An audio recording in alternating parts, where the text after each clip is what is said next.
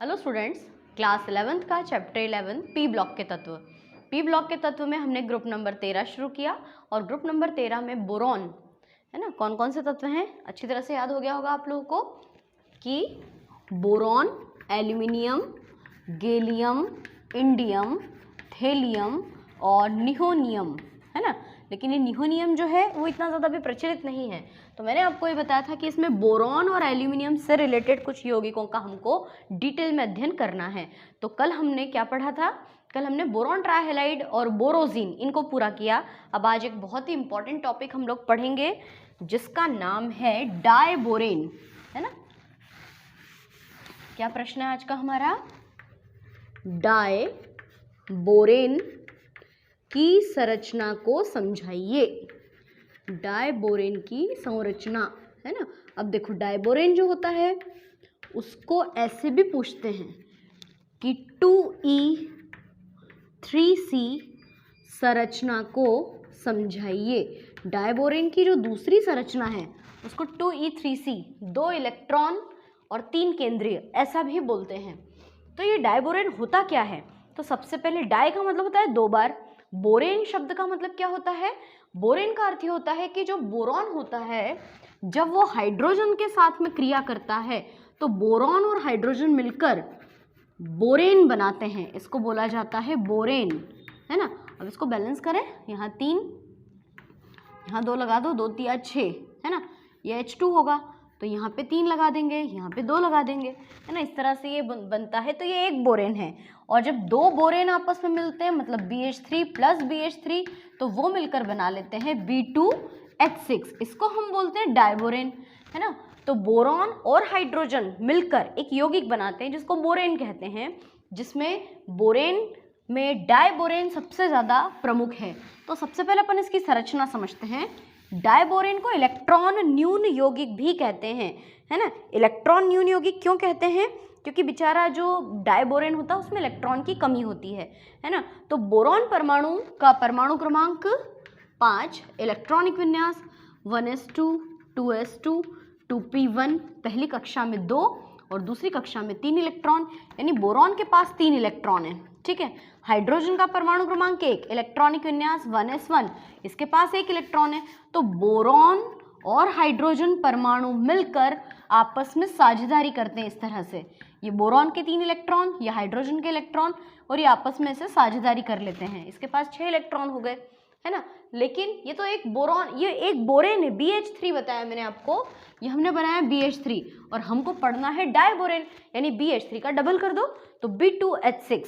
तो डायबोरेन का जो अणुसूत्र होता है वो होता है आपका B2H6। तो B2H6 को हम इलेक्ट्रॉन न्यून यौगिक कहते हैं। क्यों कहते हैं अभी दिखाती हूँ मैं आपको। इसकी अपन इलेक्ट्रॉनिक संरचना देख लें कैसे। देखो बोरॉन कितनी बार है? 2 बार, एक बोरॉन और ये दूसरा बोरॉन।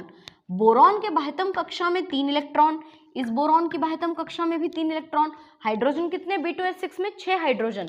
तो 1 2 3 4 5 और 6।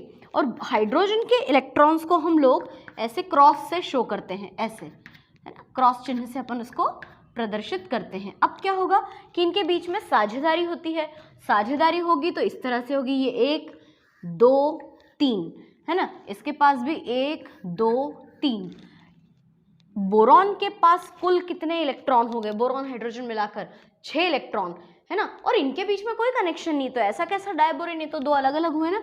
इनके बीच में कोई बंध नहीं होता है। हाइड्रोजन तो संतुष्ट हो गया, हाइड्रोजन के बाह्यतम कोश में 1 इलेक्ट्रॉन है और उसको एक और इलेक्ट्रॉन चाहिए, तो 2 2 तो हो गए सभी हाइड्रोजन के पास। इसके पास भी 2 2 इलेक्ट्रॉन हो गए।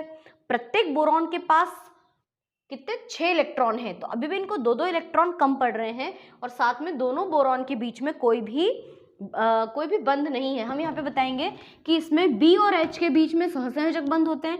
तो कुल 6 प्रकार के सहसंयोजक बंध दिखाई दे रहे हैं, लेकिन बोरॉन और बोरॉन के बीच में कोई बंध नहीं पाया जाता है। इसलिए ये जो संरचना है ये इलेक्ट्रॉन न्यून संरचना कहलाती है। इस इलेक्ट्रॉन न्यून संरचना को स्पष्ट करने के लिए एक नई संरचना दी गई जिसको 2E3C संरचना कहते हैं। अभी 2E3C संरचना क्या होती है? मतलब बोरॉन, डायबोरेन में एक बोरॉन के बाह्यतम कोश में 3 इलेक्ट्रॉन है, तो 2 इलेक्ट्रॉन 3 केंद्रीय परमाणु से जुड़े रहते हैं। बहुत ध्यान से समझना है वाली संरचना। अपन हेडिंग डालते हैं 2e3c संरचना। क्या होता है इसमें देखना, एक बोरॉन के बाह्यतम कोश में कितने इलेक्ट्रॉन है? 3, 1 2 3, है ना। तो 2e का मतलब 2 इलेक्ट्रॉन, 3c का मतलब 3 केंद्रीय परमाणु। तो इसमें क्या होता है, देखो बोरॉन के पास के 2 इलेक्ट्रॉन हाइड्रोजन के साथ में साझेदारी करते हैं, तो ये देखो ये सहसंयोजक बंध बना। अब आप जरा मुझे ये देखकर बताइए कि बोरॉन के कितने इलेक्ट्रॉन्स ने भाग लिया? 2, और उससे कितने केंद्रीय परमाणु जुड़ रहे हैं? 1 2 3, एक हाइड्रोजन, एक बोरॉन, एक हाइड्रोजन, मतलब कुल 3 परमाणु हो गए। तो इसकी संरचना को इस प्रकार से बताते हैं कि 2 इलेक्ट्रॉन मिलकर 3 केंद्रीय परमाणु H single bond B single bond H बनाते हैं, और 2 हाइड्रोजन परमाणु सेतु का कार्य करते हैं, मतलब कि ब्रिज का कार्य करते हैं। तो उसकी संरचना इस तरह से दी गई है, देखिए एक बोरॉन और ये दूसरा बोरॉन, ठीक है।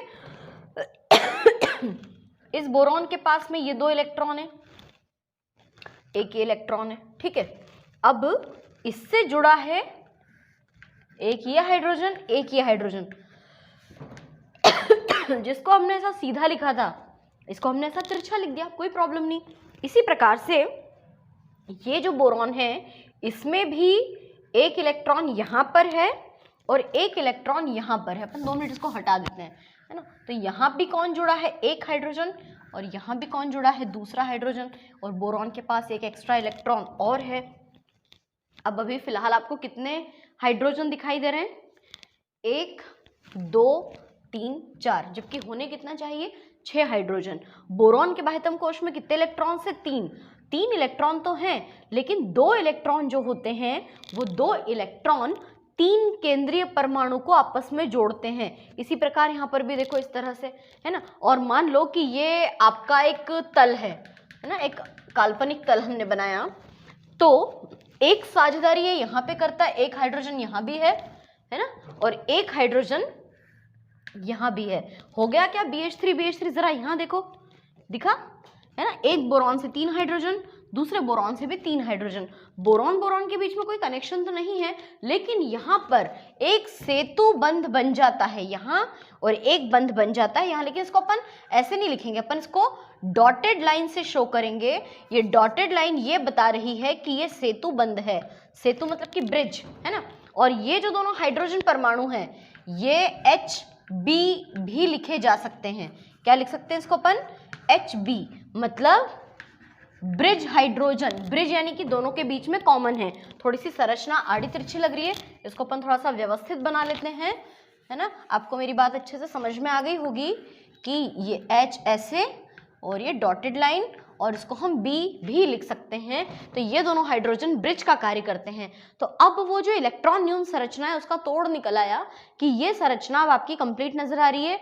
ये दोनों जो बंध होते हैं ये सेतु बंध या केला बंध कहलाते हैं। हाँ, डायबोरेन की संरचना को केला बंध संरचना भी कहते हैं, है ना। इसमें अलग अलग बॉन्ड एंगल्स और इनकी दूरी बताई गई है कि जैसे प्रत्येक हाइड्रोजन और बोरॉन के बीच की दूरी 1.9 एंगस्ट्रॉम की होती है। इनके बीच का जो एंगल होता है, मतलब कि जो बंध कोण होता है, वो 100 एंगल का होता है, 100 डिग्री का होता है ना। उसके बाद में ये वाला जो बंध कोण होता है वो 122 डिग्री का होता है। तो कुछ जनरल चीजें हैं जिसको आपको बुक में से देखकर इस डायग्राम को पूरा करना है। निश्चित दूरियां और बंध कोण बताए गए हैं, लेकिन केला बंध संरचना कैसे?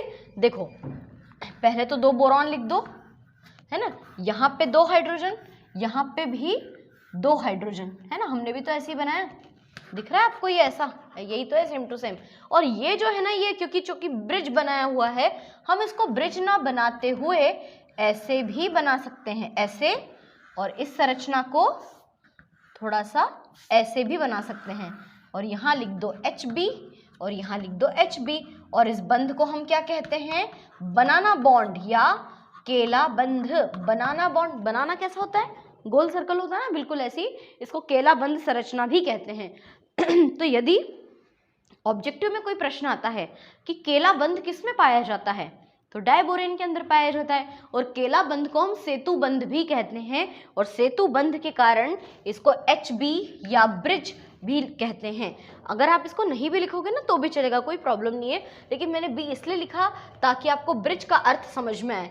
तो या तो इसको ऐसे बना लो या इस तरह से बना लो। तो ये आपकी डायबोरेन की संरचना कंप्लीट हुई। एक बार फिर से मैं इसका पूरा आंसर आपको बताती हूँ कि जो डायबोरेन होता है डायबोरेन एक इलेक्ट्रॉन न्यून यौगिक है। बोरॉन जब हाइड्रोजन के साथ में क्रिया करता है तो बोरेन बनाता है।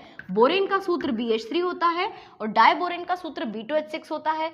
बोरॉन और हाइड्रोजन के बीच में B सिंगल बॉन्ड H यानी 6 सहसंयोजक बंध होते हैं, परंतु दोनों बोरॉन के बीच में कोई बंध नहीं पाया जाता है, इसलिए यह इलेक्ट्रॉन न्यून संरचना है।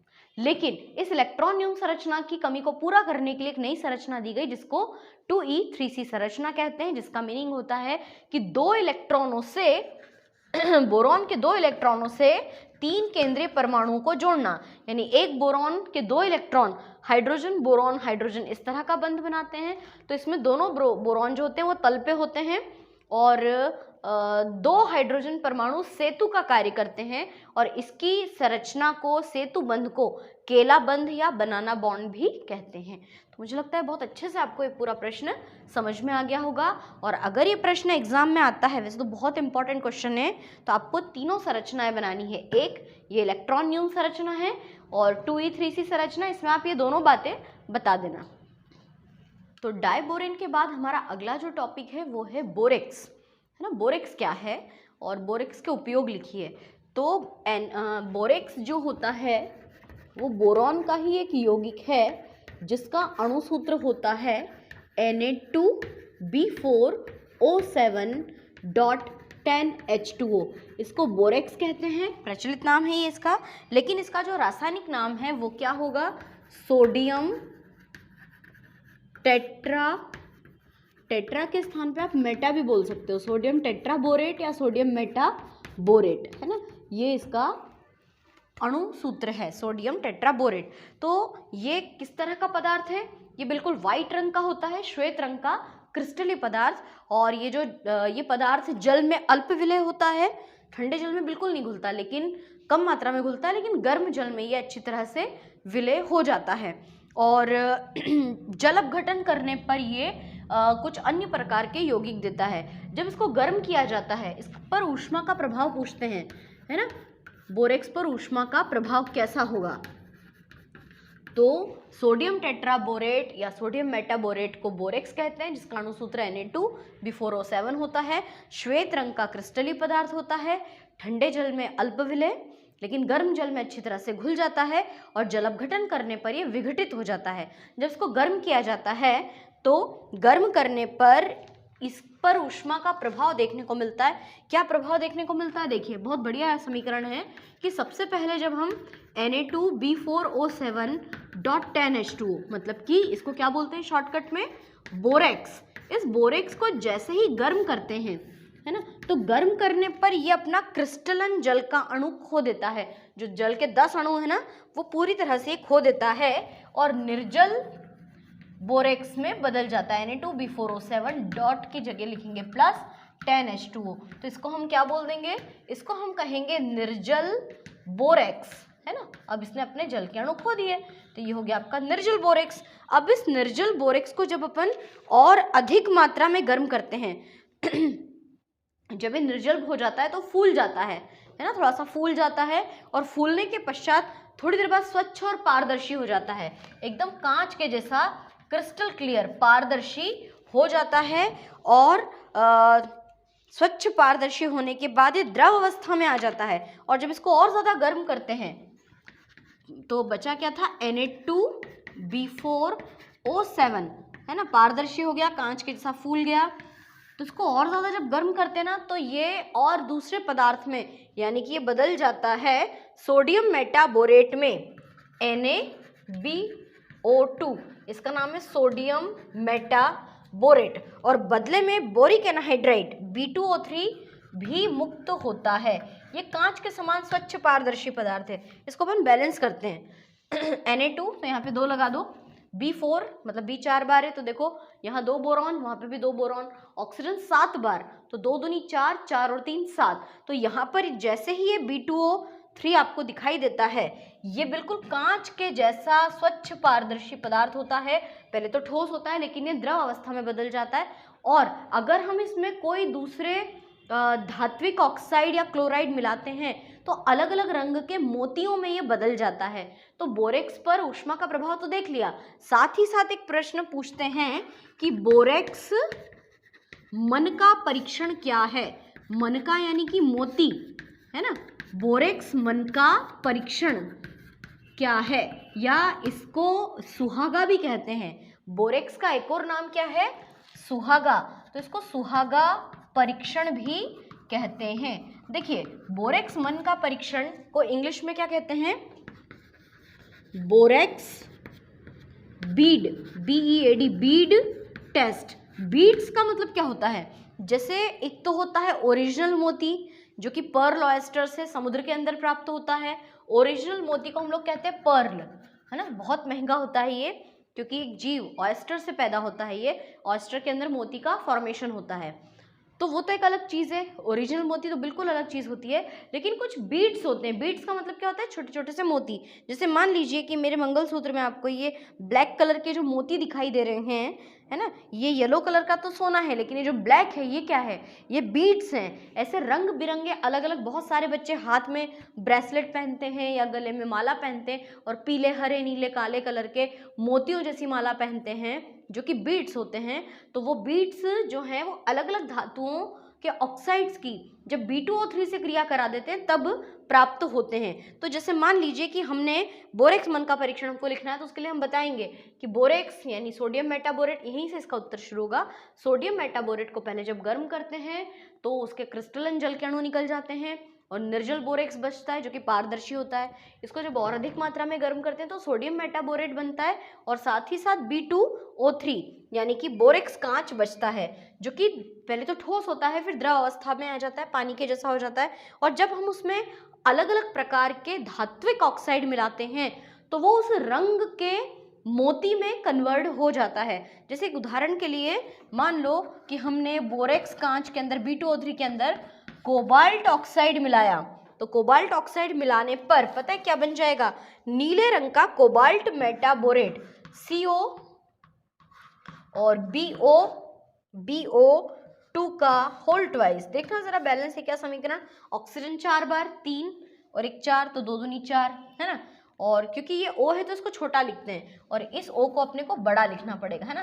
तो इसको बोलेंगे अपन कोबाल्ट, इसका नाम हो जाएगा कोबाल्ट मेटाबोरेट। तो जो कोबाल्ट मेटाबोरेट नाम का ये जो यौगिक बना है, ये नीले रंग के मोती में कन्वर्ट हो जाता है। मतलब पहले तो नीले रंग का लिक्विड बनेगा, और फिर जब आप उसको रखा रहने दोगे तो फिर वो नीले रंग के क्रिस्टल में कन्वर्ट हो जाएगा। ऐसे अगर आप कॉपर लेते हो तो हरे रंग का क्रिस्टल बनता है। आप जिस तरह से धातुओं को बदलते हो उस हिसाब से अलग अलग रंग के मोती बनते हैं, इसलिए इसको बोरेक्स बीड्स परीक्षण या बोरेक्स सुहागा परीक्षण भी कहते हैं। तो मुझे लगता है आपको ये टॉपिक भी अच्छी तरह से समझ में आया होगा, छोटा सा ही है। वैसे कोविड के कारण ये टॉपिक हटा दिया गया है, लेकिन फिर भी हमारा क्या जाता है सिर्फ सोडियम मेटाबोरेट का सूत्र याद करने में, या बोरेक्स मन का परीक्षण, या बोरेक्स को सुहागा भी कहते हैं। मान लो ऑब्जेक्टिव आ जाएं तो हमको ये कॉमन चीज़ें अच्छी तरह से याद होनी चाहिए।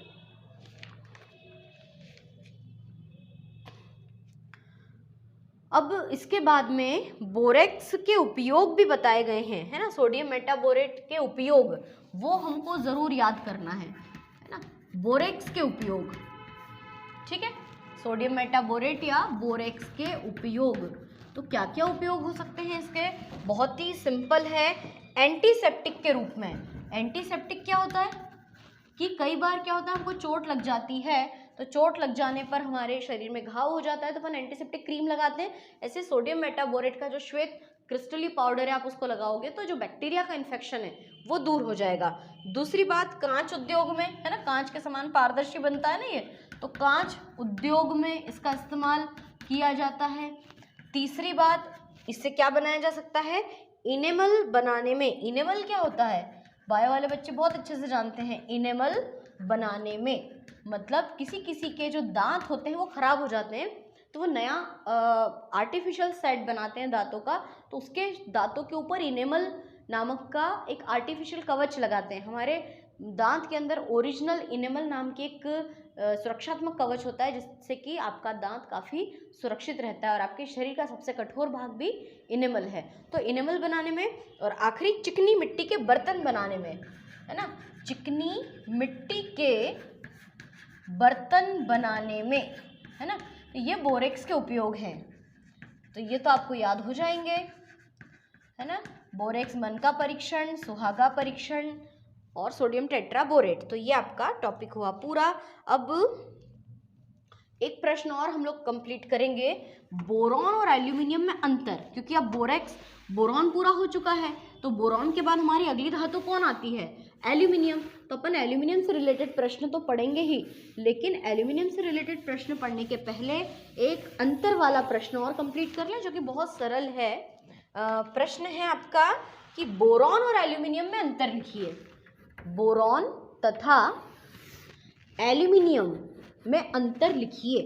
तो आपको पता ही है कि जो बोरॉन होता है वो क्या चीज़ है? वो अधातु है, जबकि एल्यूमिनियम क्या है?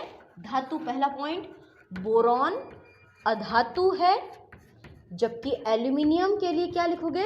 एल्यूमिनियम तो धातु है और भूपर्पटी पर सबसे ज़्यादा मात्रा में पाई जाने वाली धातु है ना। और तत्व के रूप में कौन से नंबर पर पाई जाती है? तीसरे नंबर पे ऑक्सीजन, उसके बाद सिलिकॉन, उसके बाद एल्यूमिनियम। ठीक है। अगला, बोरॉन जो होता है वो ऊष्मा व विद्युत इलेक्ट्रिसिटी का कुचालक होता है, क्योंकि अधातु है ना, अधातुएं विद्युत और ऊष्मा की कुचालक होती हैं, कुचालक होता है।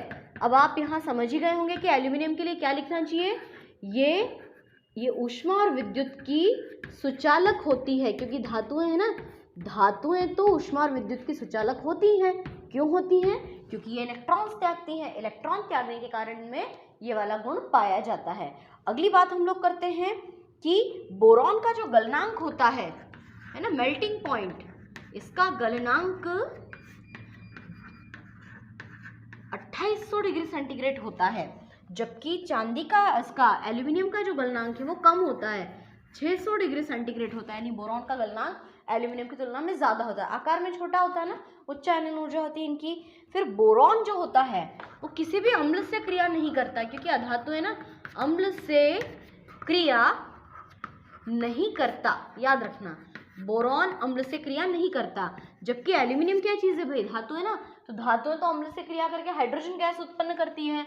तो एल्यूमिनियम अम्ल से क्रिया कर लवण बनाता है या लवण बनाती है, और एक और क्या बात है?